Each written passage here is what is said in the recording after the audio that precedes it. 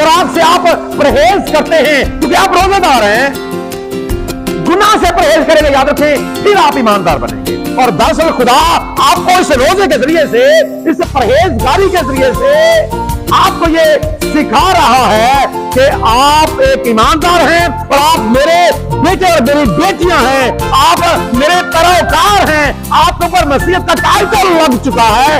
इसलिए आपको अब जो भी करना है, जिसे हम खुराक से परहेज करते हैं, कि खुदा ने यह हुक्म दिया है कि हमने रोजे की हालत में खुराक से परहेज करना है, भूखे और प्यासे रहना है। और ये आपकी ट्रेनिंग है कि आपने अपनी रोजमर्रा जिंदगी में अपने गुनाह से परहेज करना है। दुनिया में जब आप रहते हैं, गुनाह आपके सामने आता है, आप इनकार कर दें।